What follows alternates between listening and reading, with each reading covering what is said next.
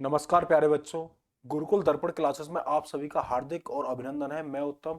प्यारे बच्चों, कैसे हैं आप सब? प्यारे बच्चों, आप हैं गुरुकुल की छाव में। और जैसा कि आपको पता होगा, हम पॉलिटी की लगभग, मेरे मुंह से हमेशा शब्द निकलता है लगभग, लेकिन हम पॉलिटी की 2 क्लास डिस्कस कर चुके हैं। और बच्चों, आज जो हम पॉलिटी की तीसरी क्लास लेकर आए हैं, और आपको पता होगा कि आगामी पिछले दिन एसएससी ने नोटिफिकेशन जारी किया था और साथ ही साथ बताया था कि वैकेंसी को इंक्रीज कर 45,000 कर दिया गया है। और जैसा कि आप देख पा रहे हैं, जिनका सपना किसका है, बीएसएफ बॉर्डर पर जाने का है, तो मात्र बीएसएफ की वैकेंसी पता है कितनी है? 17,000 प्लस में बीएसएफ की वैकेंसी हो जाती है। तो बच्चों, समय के महत्व को समझते हुए हम लगभग इससे 1 से 1.5 महीने तक हम आपको सारी क्लासेस, उम्मीद करेंगे कि कोशिश करेंगे पूरी पूरी, हम आपको सारी की सारी क्लासेस क्या करेंगे, प्रोवाइड कराएंगे। तो बच्चों, आज हम जानेंगे किसके बारे में, कुछ समितियों के बारे में और संघ राज्य क्षेत्र के बारे में चंद बातें जानेंगे हम कैसे प्रस्तावना से जुड़े हुए। ठीक है, तो चलिए बच्चों, बिना किसी देरी के हुए हम आज की क्लास को शुरू करते हैं। ठीक है, चलिए बच्चों, है ना। सबसे पहले बच्चे, अगर मैं बात करता हूं कि संविधान निर्माण की समितियां, है ना, संविधान निर्मात्री समिति। अगर मैं बात करता हूं किसकी, संविधान निर्मात्री समिति। ठीक है, अगर मैं सबसे पहली जो समिति है आपकी, उसके बारे में बात करता हूं, और सबसे पहली जो समिति है, जैसा कि आप देख पा रहे हैं स्क्रीन पर, आपको दिख रहा होगा कि संविधान निर्मात्री समिति है। और पहली है कौन सी? संघ संचालन समिति। कौन सी? संघ संचालन समिति। संघ संचालन समिति। ठीक है, पहली समिति कौन सी हो जाती है? संघ संचालन समिति। और दूसरी हो जाती है बच्चे प्रक्रिया नियम समिति। प्रक्रिया नियम समिति, सॉरी, है ना। तो प्रक्रिया नियम समिति। ठीक है, इन दोनों के जो अध्यक्ष हुआ करते थे वो कौन हुआ करते थे बच्चों? तो डॉक्टर राजेंद्र प्रसाद। तो डॉक्टर राजेंद्र प्रसाद हुआ करते थे इन दोनों के अध्यक्ष। तो अभी हमने बात की कि संघ संचालन समिति, कौन से बच्चों? संघ संचालन समिति। और कौन सी आपकी? प्रक्रिया नियम समिति। तो दोनों के जो अध्यक्ष हुआ करते थे तो डॉक्टर राजेंद्र प्रसाद हुआ करते थे। दोनों के अध्यक्ष कौन हुआ करते थे? डॉक्टर राजेंद्र प्रसाद दोनों के अध्यक्ष हुआ करते थे। आगे बात करेंगे पंडित जवाहरलाल नेहरू किन 2 समितियों के अध्यक्ष हुआ करते थे। लगभग हम यहां पर कितनी मुख्य 7 समितियों के बारे में जानेंगे, जहां पर हमारा पेपर के पॉइंट ऑफ व्यू से सारी चीजें कम समय में क्या हो जाएंगी, कवर हो जाएंगी। ठीक है, चलिए, अगर मैं दूसरी समिति की बात करता हूं, तो तीसरी समिति हो जाएगी संघ संविधान समिति। संघ संविधान समिति। तो संघ संविधान समिति। और चौथी समिति कौन सी है? जैसा कि आप देख पा रहे हैं, संघ शक्ति समिति। तो कौन सी? संघ शक्ति समिति। तो संघ शक्ति समिति। और दोनों के जो आपके अध्यक्ष हुआ करते थे वो कौन हुआ करते थे? पंडित नेहरू, पंडित जवाहरलाल नेहरू, जो कि भारत के पहले प्रधानमंत्री रहे थे। ठीक है, चलिए, अगर मैं पांचवी समिति की बात करता हूं, तो पांचवी समिति होती है आपकी झंडा समिति। झंडा समिति। इसके जो अध्यक्ष हुआ करते थे वो कौन हुआ करते थे? जेबी कृपलानी। तो कौन हुआ करते थे? जेबी कृपलानी। ठीक है, तो जेबी कृपलानी। मैं यहाँ आपको कंटेंट देने आया हूं, हल्ला काट कर। ऐसा नहीं है कि मैं आपको कोई चीजें डराने आया हूं। ठीक है, तो झंडा समिति की मैं यहाँ पर बात कर रहा हूँ। झंडा समिति के जो अध्यक्ष हैं वो कौन है? जेबी कृपलानी। ठीक है, तीसरी कौन सी, अगली छठी कौन सी है? प्रांतीय प्रांतीय संविधान समिति। प्रांतीय संविधान समिति।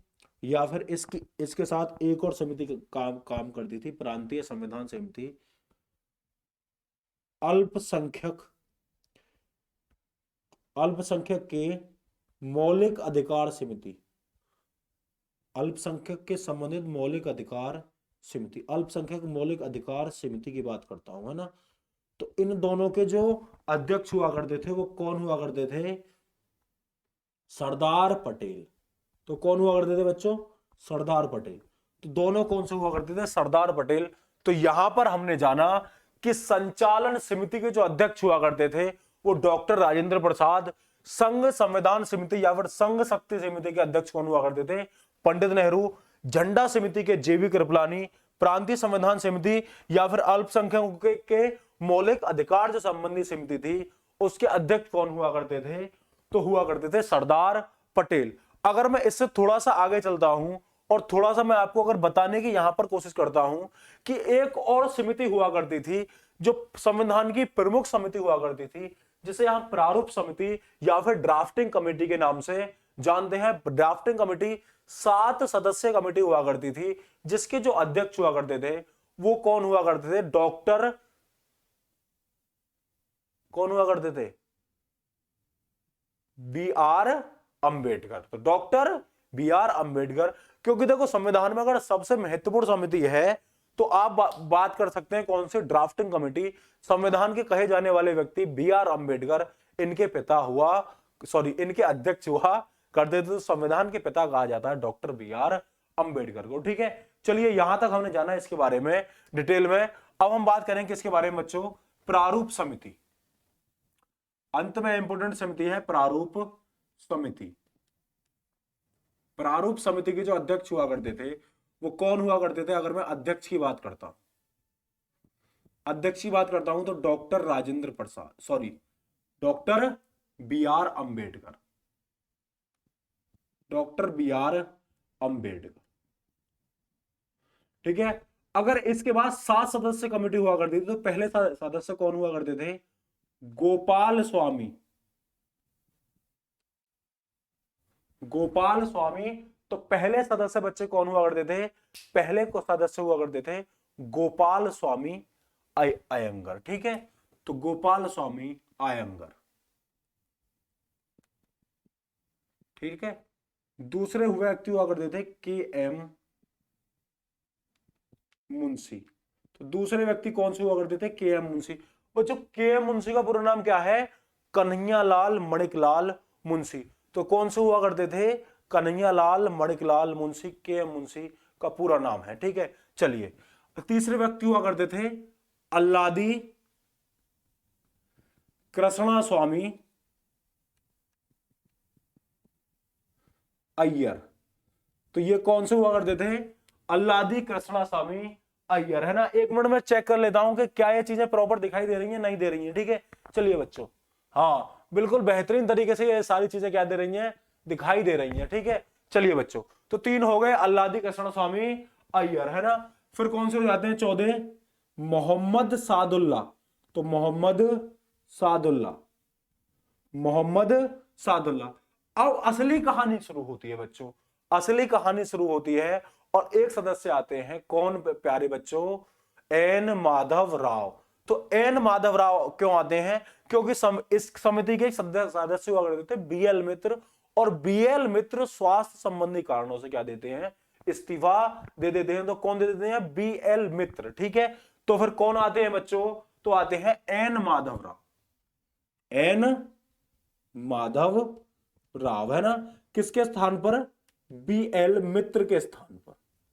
बीएल मित्र के स्थान पर एक व्यक्ति आता है, कौन? डीपी खेतान, है ना। तो डीपी खेतान और एक व्यक्ति होते हैं डीपी खेतान। तो छठे व्यक्ति कौन होते हैं? डीपी खेतान। अब यहां पर मैं आपके लिए सवाल करूंगा, आप सभी लोग कमेंट सेक्शन में बताएंगे कि ऐसा व्यक्ति कौन था कि जिसकी मृत्यु हुई थी तब डीपी खेतान आए थे। ठीक है, तो क्या यह सही है? क्या इसमें कुछ चेंज है छठे वाले पॉइंट में? तो आप ये खुद से बताएंगे, कल की क्लास में मैं आपको सारी चीजें क्लियर कराऊंगा। तो यहां पर आपने सारी चीजें समझी कि संविधान निर्मात्री कुछ समितियों के बारे में हमने की। संघ संचालन समिति, प्रक्रिया नियम समिति डॉक्टर राजेंद्र प्रसाद, संघ संविधान समिति, संघ संघ समिति पंडित जवाहरलाल नेहरू, झंडा समिति जेबी कृपलानी, प्रांतीय संविधान समिति सरदार पटेल, और अल्पसंख्यकों के मौलिक अधिकार समिति सरदार पटेल। ठीक है, अगर बात करता हूं प्रारूप समिति 7 सदस्य समिति हुआ करती थी कि अध्यक्ष कौन थे? Doctor B R Ambedkar. बाकी 6 सदस्य कौन थे?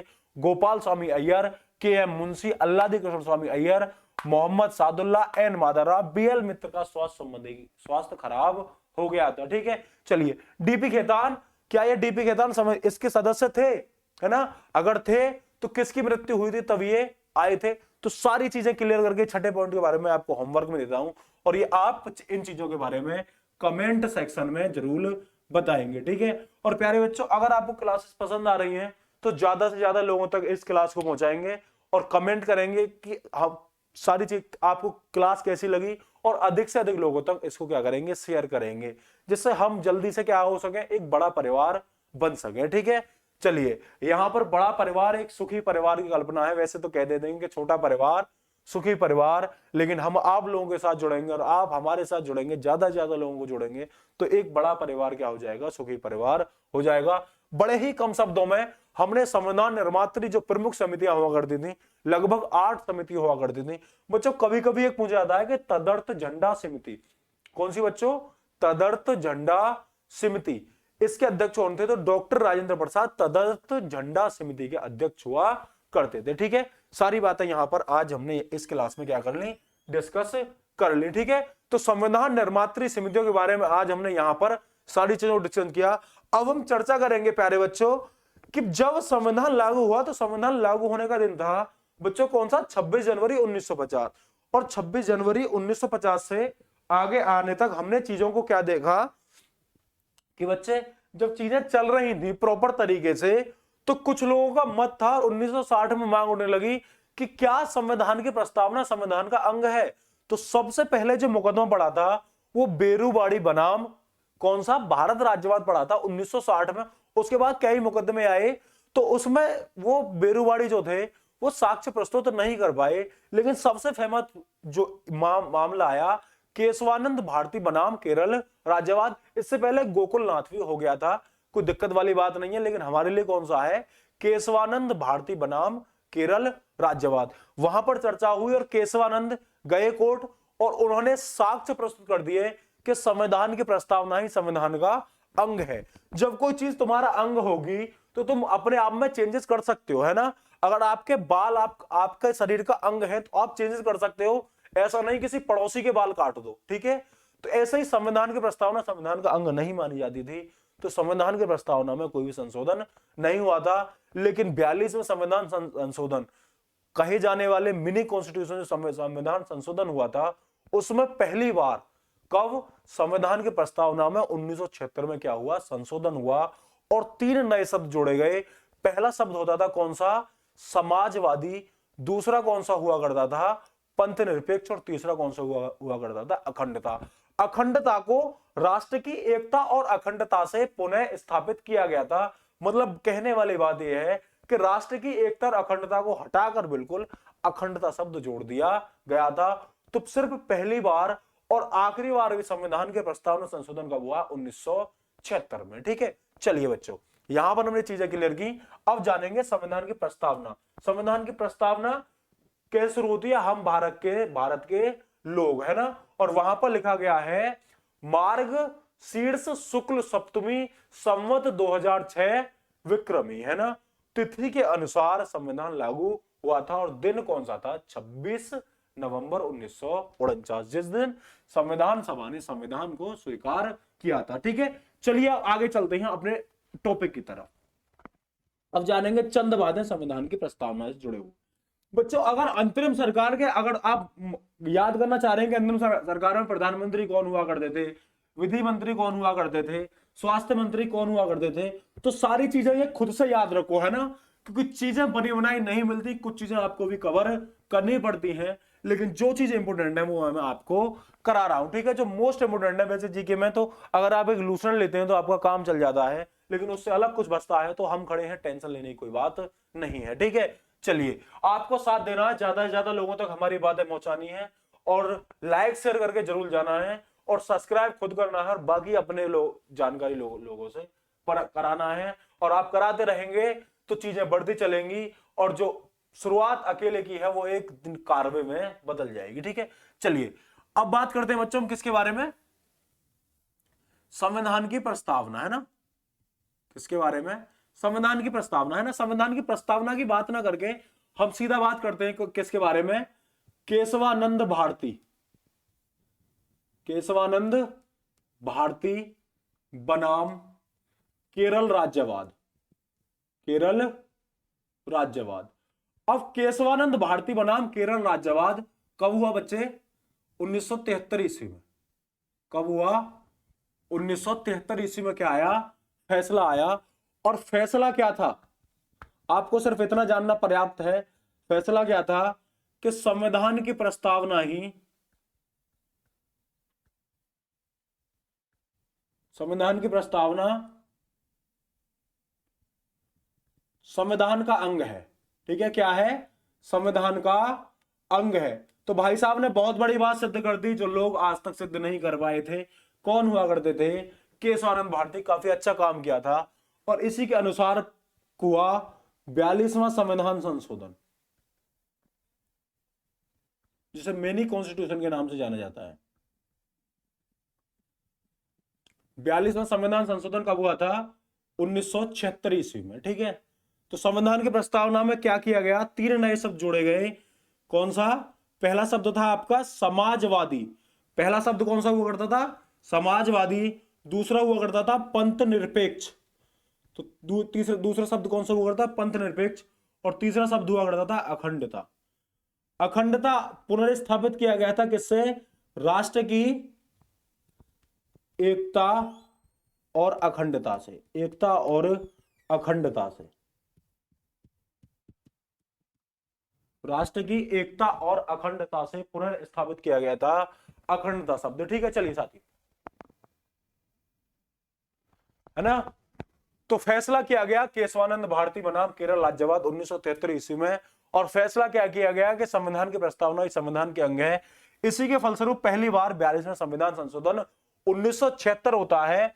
और कौन सा? समाजवादी, है ना प्यारे बच्चों? समाजवादी का मतलब होता है कि समाज किसी भी एक वर्ग को बढ़ावा नहीं देता। समाज में सभी लोग क्या हैं? समान है ना? जैसे आप बात करते हैं सामाजिक विकास, तो किसी तरीके का भेदभाव नहीं होगा, चाहे किसके कार्य में, जनरल, ओबीसी, एससी के आधार पर भी नहीं होगा और लिंग के आधार पर भी नहीं होगा। ठीक है, चलिए, पंथ निरपेक्ष। भारत एक ऐसा राष्ट्र है जो ना तो किसी भी धर्म को दबाएगा और ना ही किसी भी धर्म का प्रोत्साहन करेगा। ठीक है, उसके लोग करेंगे लेकिन किसी भी धर्म को दबाएंगे नहीं, सिर्फ अपने धर्म का प्रचार प्रसार कर सकते हैं, बढ़ाने के लिए कुछ आयोजन कर सकते हैं। भारत एक ऐसा राज्य है कि पंथ निरपेक्ष मतलब न्यूट्रल है। भारत का कोई भी राष्ट्र धर्म नहीं है। वो ना तो किसी भी देश क्या धर्म को बढ़ावा देगा और ना ही उसे नीचे दबाने की कोशिश करेगा। ठीक है, अखंडता, हमारी जो एकता है वो अखंडता में ही है।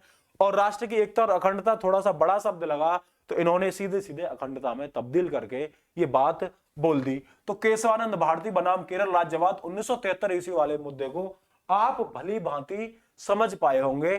चलिए बच्चों, अब शुरुआत करते हैं संघ का पहला पार्ट, है ना, यानी संविधान का पहले पार्ट के बारे में, जो कि संघ राज्य क्षेत्रों के बारे में बताता है, जिसमें अनुच्छेद 1 से 4 तक लिया गया है। ठीक है, चलिए सारी चीजों को नोट कीजिए। मैं साइड में खड़ा हूं बिल्कुल काफी देर से, और आप इन चीजों को क्या लीजिए? स्क्रीनशॉट लीजिए। चलिए बच्चों, है ना, फिर चलते हैं हम आगे की तरफ। ठीक है, चलिए नोट कीजिए फटाफट से,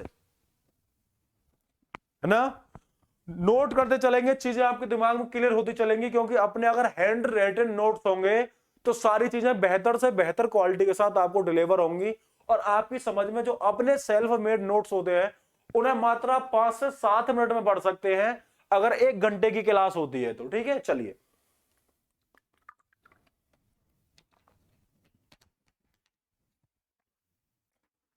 चलिए बच्चों, है ना, तो चलिए बाकी सारी चीजों को जानेंगे हम।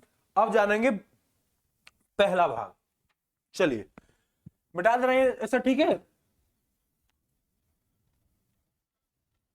और शेयर वेयर कर दिया करो यार, इतने लोग देखते हो, लाइक कोई करता ना है। चलो लाइक वाइक किया करो, ठीक है। चलिए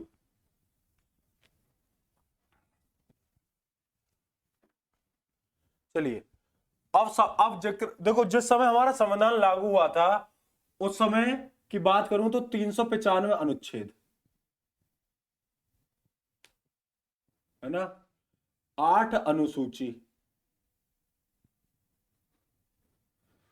और 22 भाग थे। ठीक है, चलिए, जिस समय हमारा संविधान लागू हुआ था 395 अनुच्छेद वर्तमान में बच्चों कितने अनुच्छेद है? 395 अनुच्छेद है ना, लेकिन संख्या 450 से लेकर 470 तक बताई जाती है। लेकिन बच्चों ये पार्ट के, ख या फिर ए और बी से जोड़कर बनाए गए हैं, ठीक है। चलिए कि आप सही कह रहे हैं, लेकिन 470 है अगर वैसे काउंट करें तो। लेकिन अनुसूचियों की संख्या बढ़ चुकी है, और ये टोटल कितनी हो चुकी है? 12, क्योंकि 4 अन्य अनुसूची बढ़ चुकी हैं। पहली है 9वीं अनुसूची जो कि भूमि सुधार से संबंधित है, 10वीं अनुसूची दल बदल, और 11वीं अनुसूची पंचायती राज व्यवस्था, और 12वीं अनुसूची शहरी स्थानीय सुशासन से संबंधित है। बड़े ही कम शब्दों में अगली क्लास जो नागरिकता वाली क्लास से पहले क्लास होगी, हम आपको अनुसूचियों के बारे में डिस्कस करा देंगे, है ना। 22 भाग हुआ करते थे, 22 भाग। वर्तमान में भी 22 भाग है, लेकिन जोड़ तोड़कर, एबीसी जोड़कर, किसी को खत्म कर, किसी को ए जोड़कर, किसी को बी जोड़कर, जैसे कि 9 के, तो भागों की संख्या कितनी हो चुकी है बच्चे? 25 हो चुकी है, ठीक है। तो भागों की संख्या कितनी हो चुकी है? 25 हो चुकी है। तो डिस्कस किसके बारे में करेंगे? आज का भाग है संविधान का भाग। संविधान का अगर मैं बात करता हूं किसके बारे में? संविधान का भाग फर्स्ट। संविधान का भाग फर्स्ट। तो संविधान का भाग कौन सा हो जाएगा? संविधान का भाग फर्स्ट। और इसमें किसका जिक्र किया गया है? संघ राज्य क्षेत्र। संघ राज्य क्षेत्र। तो संघ राज्य क्षेत्र, तो संविधान का भाग कौन सा है? संघ राज्य क्षेत्र के बारे में जिक्र करता है, ठीक है। चलिए क्या है, अगर मैं आर्टिकल तौर पर बात करूं, मैं सीधे सीधे यहां पर सीधे सीधे ज्यादा रामायण ना फैला के मैं आर्टिकल के बारे में बात करता हूं। 1 से 4 तक इस आर्टिकल में इसका उल्लेख है। और मैं पहली बात करता हूं आर्टिकल, है ना, आर्टिकल फर्स्ट के बारे में, है ना। तो आर्टिकल फर्स्ट क्या कहता है? ठीक है, भारत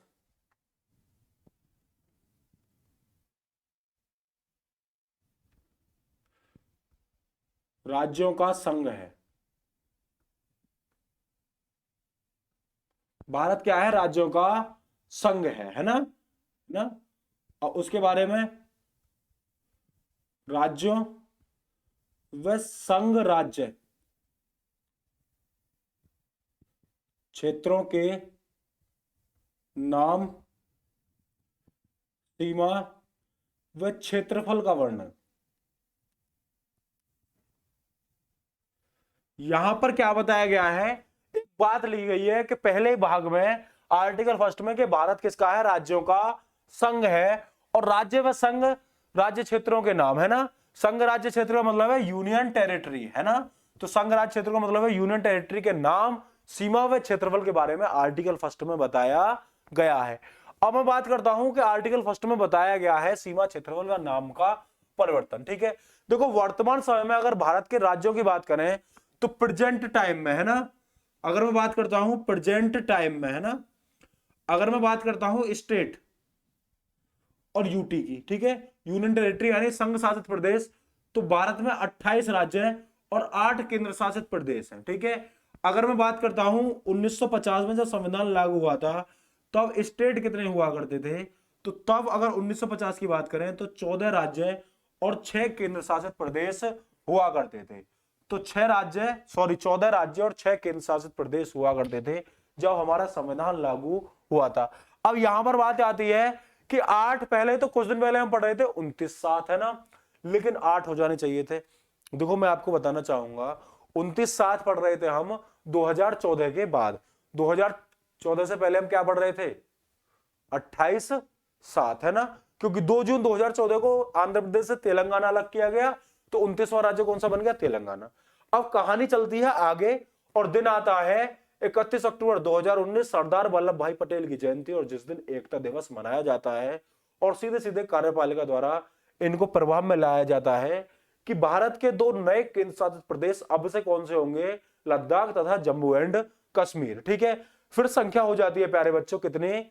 28/9, क्योंकि केंद्र शासित प्रदेश 2 बढ़े, राज्य 29 से 28 हो गए। बात फिर थोड़ी सी आगे बढ़ती है और दिन आता है जनवरी का। जनवरी के महीने में फिर क्या किया जाता है? जनवरी के महीने में क्या किया जाता है? 104वां संविधान संशोधन किया जाता है और पहली अनुसूची में संशोधन कर क्या किया जाता है कि भारत का जो दादर नगर हवेली और दमन एवं दीव था, वो दोनों अलग अलग संघ शासित प्रदेश हुआ करते थे, लेकिन दोनों को मर्ज कर एक कर दिया जाता है। तो भारत का जो है कब 26 जनवरी 1950 है ना, सॉरी 26 जनवरी 2020 से किसको प्रभाव में ले जाया जाता है, दादर नगर हवेली और दमन एवं दीव को एक कर दिया जाता है। तो रिसेंटली अगर कोई केंद्र शासित प्रदेश अलग हुए हैं तो वो कौन है, राज्य से टूटकर अलग हुए हैं, जम्मू कश्मीर और लद्दाख। और लास्ट टाइम 104वां संविधान संशोधन के द्वारा 2020 में जो एक किया गया है वो कौन सा है, दादर नगर हवेली और दमन एवं दीव को दोनों को एक कर दिया गया है। यहां पर हमने जाना आर्टिकल फर्स्ट के बारे में, ठीक है।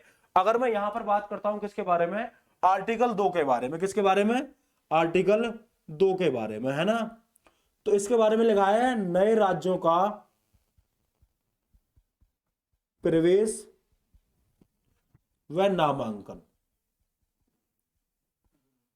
ठीक है। अब यहां पर बात करता हूं आर्टिकल 2 क्या कहता है कि नए राज्यों का प्रवेश व नामांकन। अब यहां पर बात करते हैं कि कोई भी एक नया राज्य अगर भारत में शामिल होना चाहता है तो वो आर्टिकल 2 के अनुसार भारत में शामिल हो सकता है। लेकिन एक बार की अब मैं घटना सुनाता हूं कि 1974 में जो सिक्किम था, जो चंगोल वंश के शासकों द्वारा एक राज्य हुआ करता था, आर्टिकल 2A के तहत, कौन सा, आर्टिकल 2A के तहत 1974 में उसे क्या दे दिया गया, संयुक्त राज्य का दर्जा दे दिया गया। लेकिन भारत के लोग जम्मू कश्मीर के विवाद से ही सही तरह से कैसे लड़ नहीं पा रहे थे, तो इन्होंने इसको खत्म करते हुए आर्टिकल 2A को समाप्त कर दिया और सिक्किम को नए भारत के राज्य का दर्जा दे दिया गया 1975 में, ठीक है। तो सिक्किम अगर आया तो नए राज्यों का प्रवेश, तो आर्टिकल 2 के अनुसार सिक्किम शामिल हुआ, ठीक है।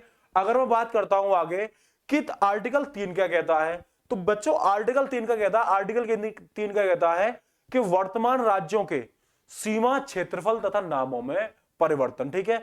अभी हाल फिलहाल में जो अगर राज्यों की बात की जाए कि 2 जून 2014 से 2 जून 2014 को आंध्र प्रदेश से किसको अलग किया गया, तेलंगाना को अलग किया गया, तो वो आर्टिकल 3 के अनुसार किया गया था। तो वो किसके द्वारा किया गया था, आर्टिकल 3 के अनुसार किया गया था। यहां तक आप चीजें नोट कीजिए क्योंकि आगे जानेंगे आर्टिकल 3 के बारे में। चलिए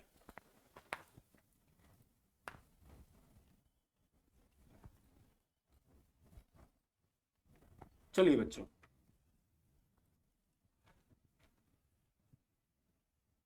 चलिए अगर मैं बात करता हूं पहले बच्चों आर्टिकल 3, है ना। तो आर्टिकल 3 के बारे में अगर मैं बात करता हूं तो ये क्या कहता है कि वर्तमान राज्यों के सीमा,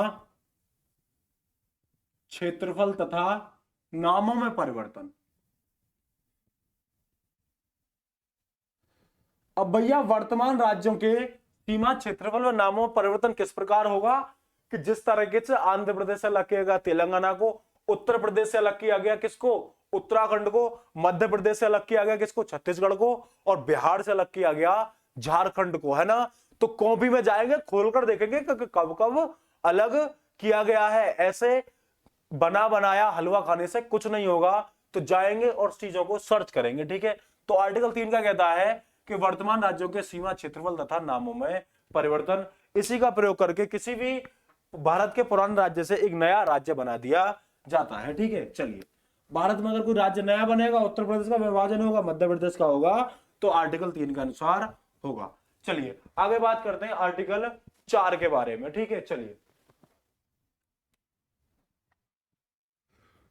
तो आर्टिकल 4 है ना, ये क्या कहता है कि 2 और 3 के द्वारा बनाई गई विधियों का संसद द्वारा विनियमन। तो आर्टिकल 2 और 3 के द्वारा जो विधि बनाई जाती है संसद द्वारा, उनका विनियमन संसद किस प्रकार लागू करेगी और संसद किस प्रकार इसको खंडन करेगी, ये सारी बातें 2 और 3 के द्वारा, मतलब 2 और 3 पर जो जितने बार कानून बनाए जाते हैं वो आर्टिकल 4 के तहत बनाए जाते हैं। तो ये आगे का प्रोसीजर है 2 और 3 को आगे बढ़ाने का। ठीक है, तो 2 और 3 के द्वारा बनाई गई विधियों का संसद द्वारा विनियमन। ठीक है, किस प्रकार विधि बनानी है, किस तरीके से विधि की संरचना करनी है और क्या क्या सुधार करने हैं, तो वो आर्टिकल 4 के अनुसार किया जाता है। ठीक है बच्चों, यहां पर हमने बात की, अगर आज की बात करें तो प्रमुख समिति के बारे में, किसके बारे में, समिति के बारे में, और किसके बारे में, संघ राज्य क्षेत्र के बारे में, और आज का चर्चा का विषय रहा प्रस्तावना, है ना। तो लगभग हमने 20 प्लस मिनट में, 25 मिनट में लगभग हमने इन सारी चीजों के बारे में जान लिया है, बड़े ही कम शब्दों में, बड़े ही सटीक तरीके से। तो प्यारे बच्चों, बताएंगे आज की क्लास कैसी लगी, ज्यादा से ज्यादा लोगों तक इस क्लास को पहुंचाएंगे, अधिक से अधिक संख्या में शेयर करेंगे, लाइक करेंगे। तो लेते हैं आपसे विदा, मिलते हैं अगली क्लास में, तब तक के लिए थैंक यू, गुड बाय, जय हिंद।